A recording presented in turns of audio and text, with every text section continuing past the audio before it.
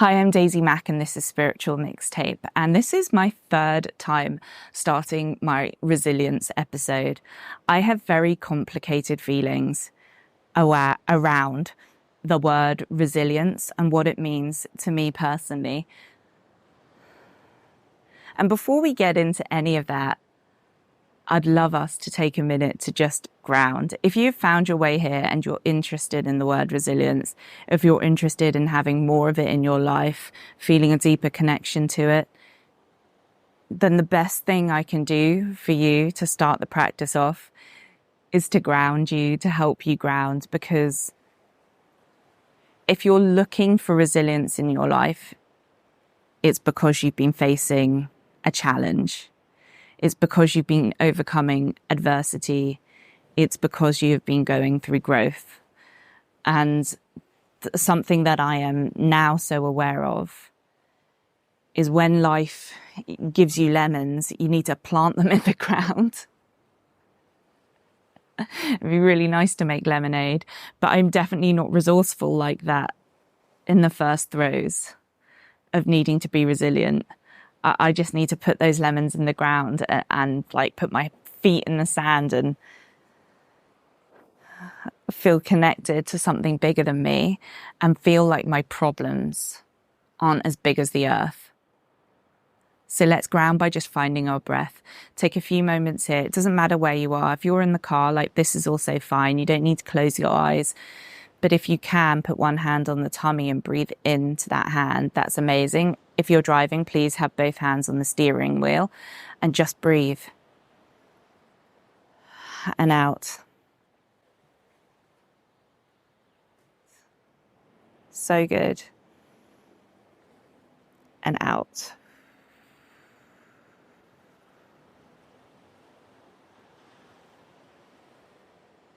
If you are able to see outside a window, then look to something in nature, a tree, a bird, the sun, the moon, and breathe while holding that in your gaze. And again, if you're driving, I know that's not possible. Please concentrate on the road.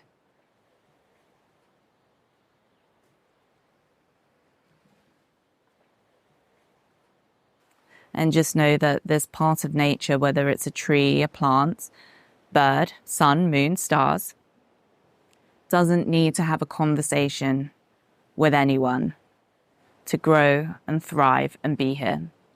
It just is. And that's the grounding energy that you need when you're looking for resilience. And I am going to use my notes today because talking about resilience makes me feel metaphorically naked. It is really a really big trigger word for me that I've only began to embrace, I would say probably the last 2 or 3 months. I've been on a journey towards it for sure, but it was really like quite an upsetting word for me at points over this healing journey.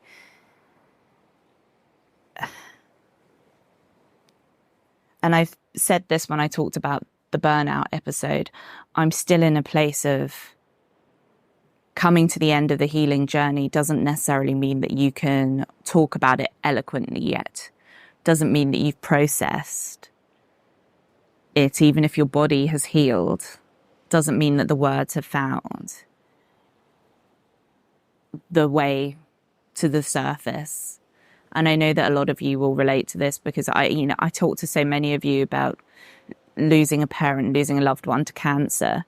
And the way I talk about Dad's journey now and how it affected all of my family is so different to that 12 months after Dad passed.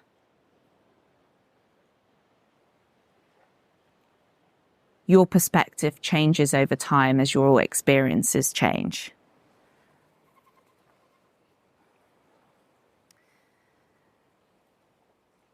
So, let's talk about resilience, but I'm going to give you some questions to reflect on. So this is a little bit like if we were about to do a breathwork at my house and we wanted to get deep into What cues were going to help you in the breath work? These are the sort of things that I would ask around resilience if we were going to cultivate it in your breathwork practice.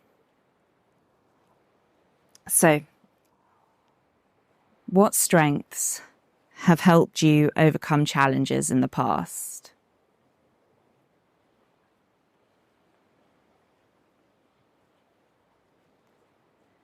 I think, for me,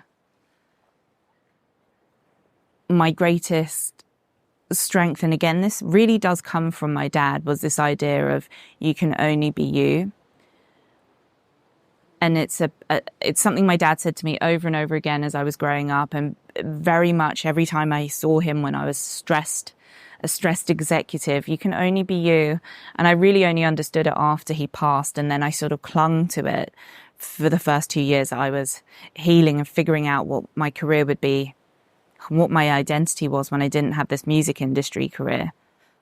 So what is one of my strengths? You can only be you. It was my willingness to never abandon myself.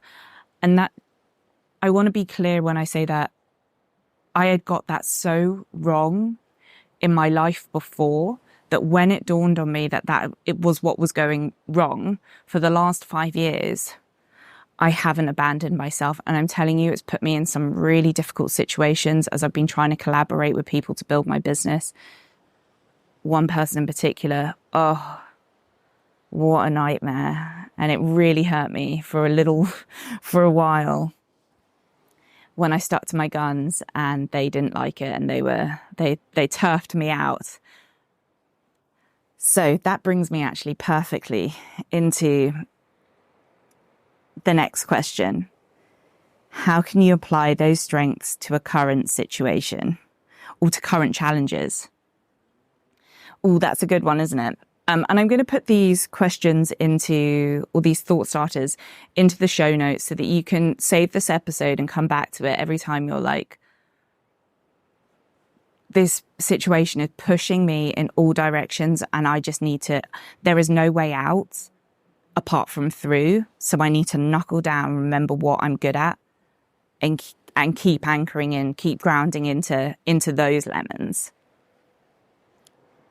So how did I apply those strengths to current challenges? You can only be you. It's forever my North Star. Like, what feels authentic to me? What is gonna, just seeing something really pretty on the sea. As I said, what's my North Star? That was really pretty. So authenticity is a thing as I build a new career and a new business, and understanding really who I am at work versus who I am outside of work, and always never abandoning myself. And how does that, I just said all of that, didn't I? How do I apply this? It's very difficult to not abandon yourself, especially for money. But really good things have come in as I've been able to ride out the uncomfortable feeling of not quite not quite doing things how I think other people would assume I should, because to fit in.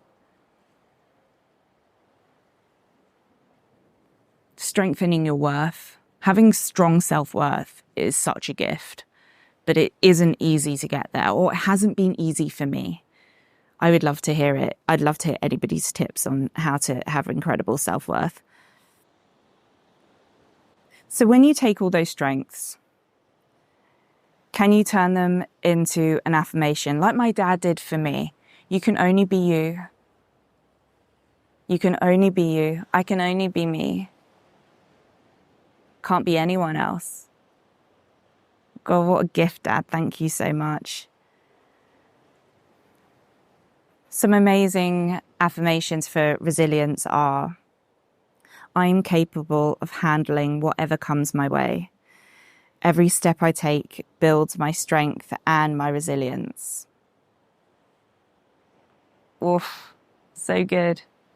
I'm going to give you a moment to find your own I am. And you're welcome to have any of those. You're welcome to, you can only be you as well. My dad would be so stoked to have people in that. I know I've got funny shadows on my face. There's nothing I can do. We're out in nature.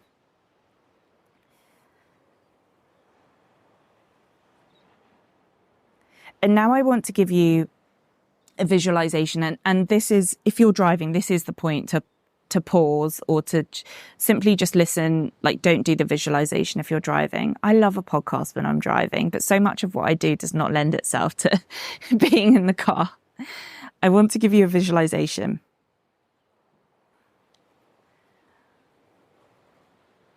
That I use to help me overcome really difficult situations. And I've been using it a lot lately. And I've been using it actually for a situation that I'm in this week. I know, look at me, I'm in paradise. How is there anything that you're overcoming? But let me put it this way to you. Like, now I'm taking myself seriously. I'm only being me, and I'm really putting myself out there. There is always something that I am growing through, that I am moving through. And that doesn't mean that I don't have amazing evenings of rest. Doesn't mean that I don't watch my reality TV shows and like peace out or read my book and completely disengage. It just means that I'm always in a process of learning and growing. And I like that. It doesn't feel like it did when I was working in an office, where I felt exhausted and burnt out from that constant churn. This feels like I get given a bunch of light and energy. I learn to use it, I incorporate it, and then I get another bunch of light and energy. And as I learn to incorporate it, I help others incorporate. And it just grows, and it's like a blossoming rather than a churn. But this is the visualization I use for the hard days and for the tough challenges. So let yourself get quiet. You can breathe deeply if you need to.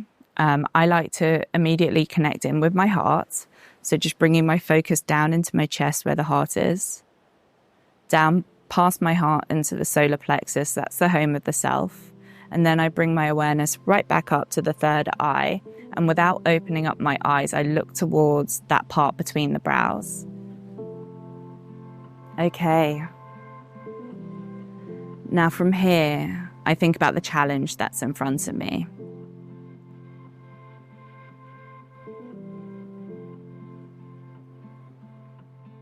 Whether it's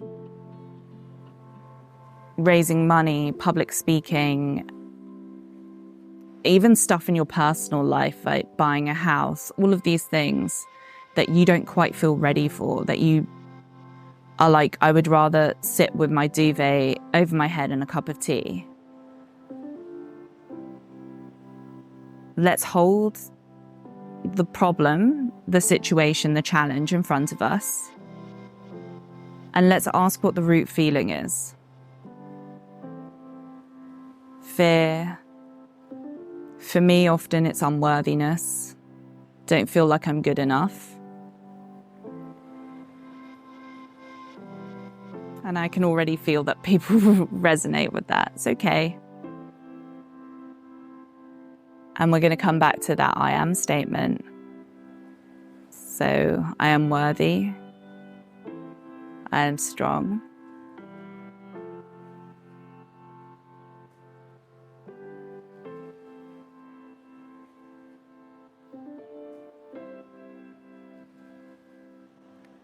And now I want you to spend a moment visualizing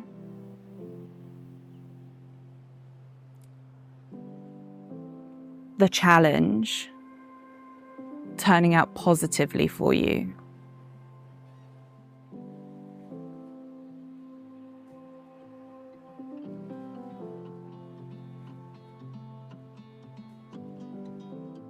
That's really good.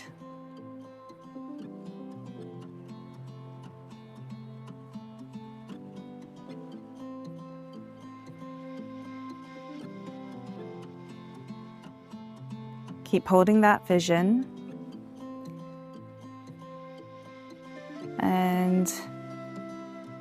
Just allow in your imagination for there to be a positive outcome from this challenge.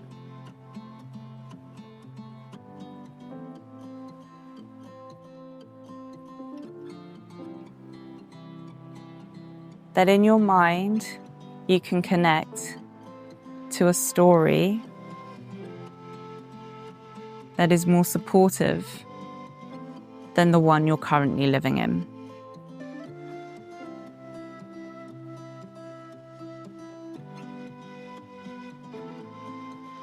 And I want you to just go through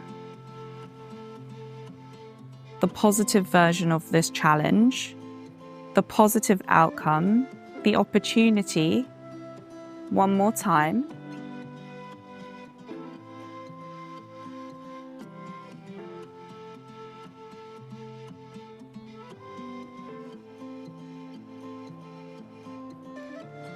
And as you keep moving through this,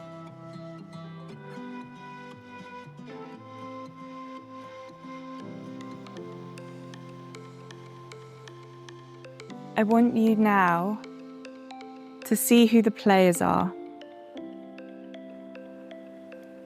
And players don't necessarily need to be people. They can be situations, they can be places. And I want you to send love, positivity, whatever word feels resonant in your verbiage, in the language that you use. Good intentions, to the key parts, key players in the challenge.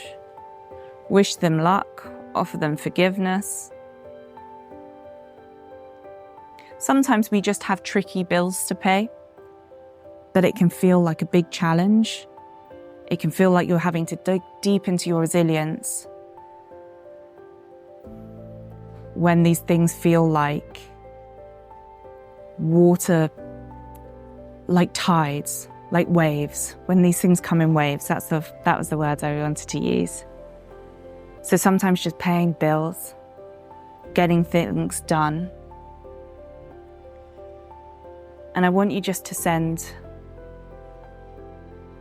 a higher vibration than the one you've currently been sending when you've been looking at the challenge from the lens of anxiety and worry. Now you've had the opportunity to look at it from a more resilient angle. Keep sending these energetic love bombs to the place, the people, the situation. I invite you to do that until this challenge resolves, to spend less time thinking about all the ways it could go wrong, and even all the ways you could go right, and instead send out strong energy. Use your thoughts to create that loop. You will feel better.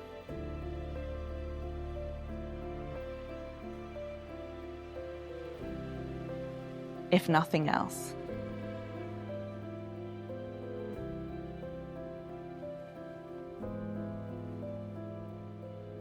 Okay, so start to come back from the visualization.